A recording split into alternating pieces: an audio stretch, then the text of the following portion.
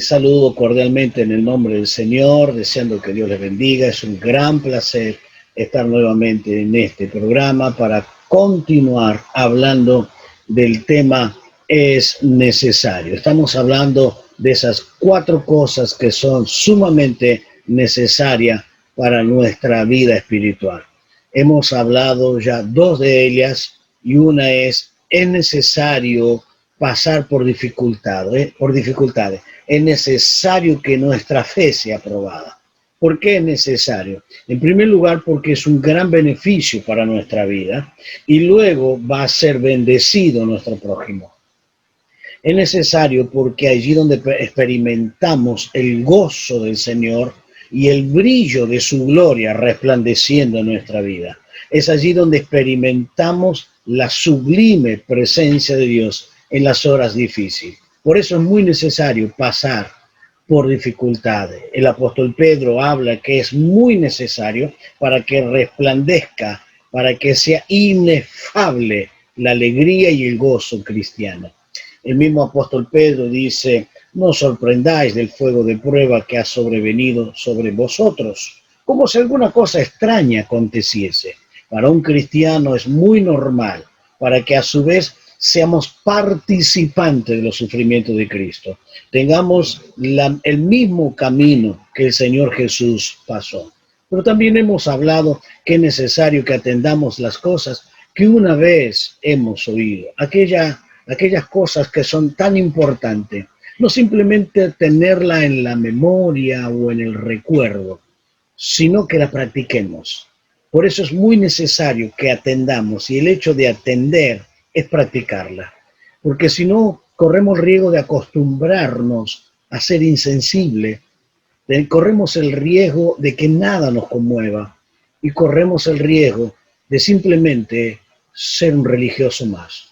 Pero nosotros estamos por mucho más y vamos para más y queremos mucho más. En tercer lugar, entonces es necesario que adoremos al Señor en espíritu. Adorarle en el espíritu. Y la pregunta que tenemos que hacernos, cuando usted canta, cuando usted entra en ese espíritu de adoración, ¿realmente usted lo hace movido por el Espíritu de Dios? ¿O lo hace de una forma costumbrista, de una forma metódica, religiosa, o lo hace verdaderamente de lo profundo de su ser, de lo más íntimo de su ser, adorarle en el Espíritu? En Juan capítulo 4, versículo 24 dice, Dios es Espíritu, y los que adoran, le adoren en espíritu y en verdad. Es necesario que le adoren en espíritu y en verdad. Adorar es rendirnos totalmente. El Señor dice que Dios es espíritu y los que le adoran y adorarle son aquellos que se rinden totalmente a su voluntad. Entonces yo puedo tocar, puedo cantar, pero no estar rendido totalmente a la voluntad de Dios. Los que verdaderamente llegan hasta el estado, hasta la experiencia de adoración, son los que están totalmente rendido al Señor.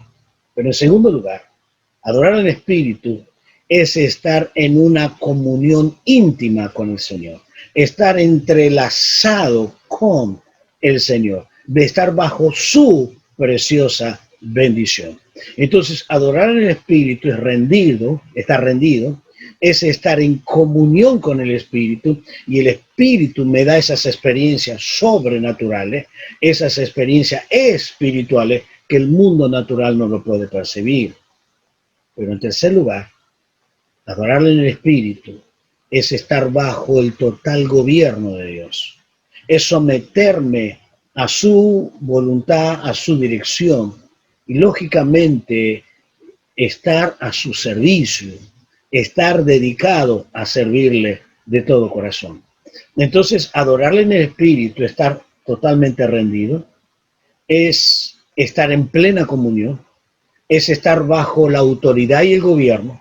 Y en cuarto lugar, adorar en Espíritu es en verdad, es adorarle conforme a la palabra. Por eso dice que Dios es Espíritu y los que le adoran en espíritu y verdad. en el espíritu y en la verdad. Para esto, usted tiene que estar en la verdad. Debe adorarle en la verdadera palabra, en la verdadera revelación. Dios busca y se alegra. Y es la manera correcta de adorarle. No es solo cantando, sino viviendo y adorando. Entonces, estar en una práctica, en un total y continuo gobierno del Señor, es necesario, es muy necesario. ¿Por qué? Porque allí es donde Dios se manifiesta.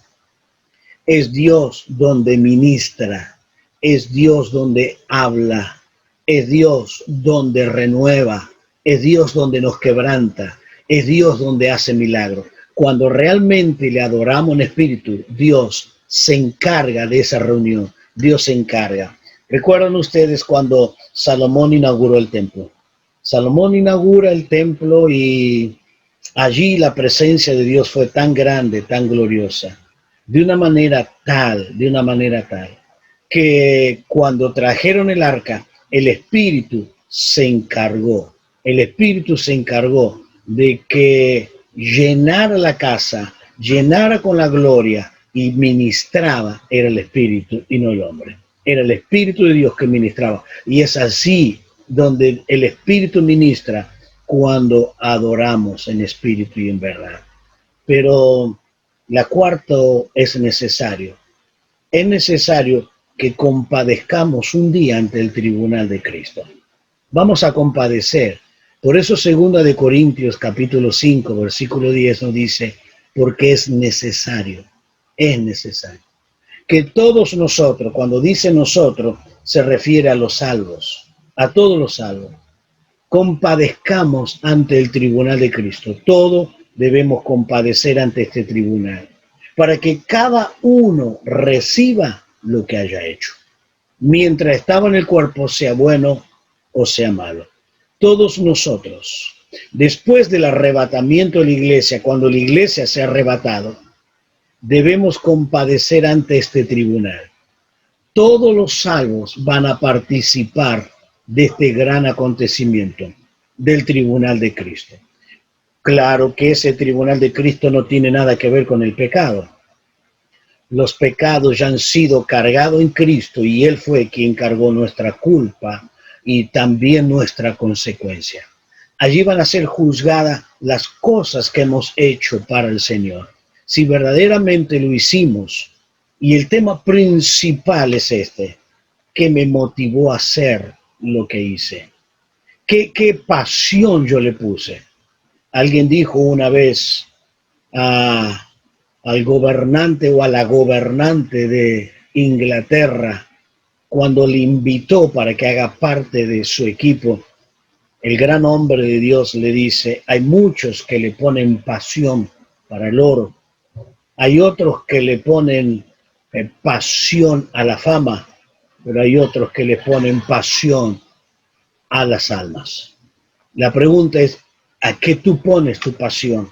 ¿Al oro o al dinero? ¿A la gloria, a la fama o a las almas perdidas? Entonces esa respuesta le daba a la reina. ¿A qué tú le pones pasión? Todos nosotros vamos a ser juzgados y ahí va a salir a luz a qué le puse la pasión. ¿En qué me he dedicado? ¿En qué he puesto mi corazón? Cada uno seremos juzgados. Pero allí en este tribunal no es para condenar. Por eso se llama el bima de Dios. En este tribunal antiguamente era un podio más elevado donde se colocaban los ganadores. Y allí van a recibir la corona de los ganadores.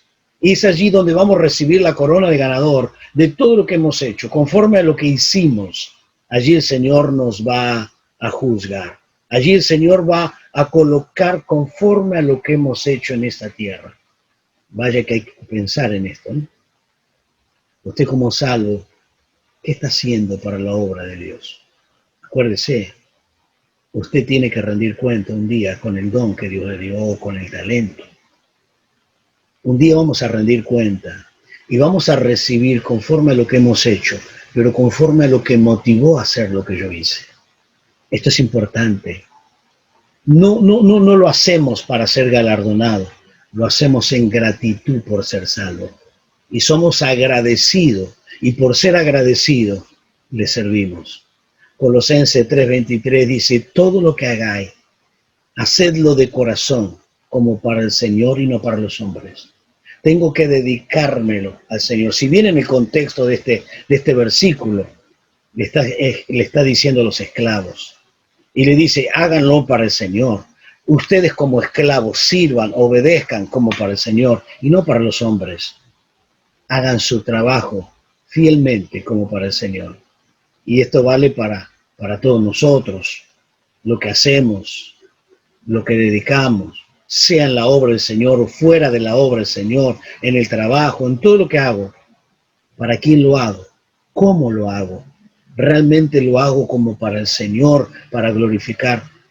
Si es necesario, es porque no podremos escapar. Debemos pasar por ese tribunal y vamos a ser juzgados. Ese tribunal será un tribunal donde vamos a recibir lo que hemos hecho. Y lo vamos a recibir porque Dios es un Dios justo y va a conceder a todos los que le sirvieron conforme a su obra. El apóstol Pablo dice en 1 Corintios 3, sobre el fundamento que está puesto, que es Cristo, ¿qué vas a edificar? Oro, plata, piedra preciosa. Esto tiene recompensa, pero puede ser que tú edifiques heno, hojarasca, madera. Esto será quemado. Entonces puede ser que mis obras se quemen, porque lo hice humanamente, la madera, el heno, mucho ruido, hojarasca, mucha fama, gloria, pero verdaderamente lo que recibe recompensa es el oro, es aquella fe genuina y aquella gloria de Dios. Lo hacemos para la gloria del Señor. Que Dios te dé gracia y que puedas atender aquellas cosas oídas, que puedas valorar las pruebas y que te sirvan de bendición, y que le adores a Dios en espíritu y en verdad, y que realmente un día tenga que presentarte ante Cristo, pero que lo honre y lo glorifique, y que puedas haber dicho, valió la pena servirle a Dios. Oremos. Padre, gracias por esta oportunidad. A ti sea toda la alabanza, Padre. En el nombre de Jesucristo, bendice a mi hermano, que podamos entender, que podamos comprender que es necesario. Y si tú lo dices que es necesario, porque es necesario. En el nombre de Jesús. Amén. Dios te bendiga. Dios te dé un glorioso día en su presencia. En el nombre de Jesús. Amén.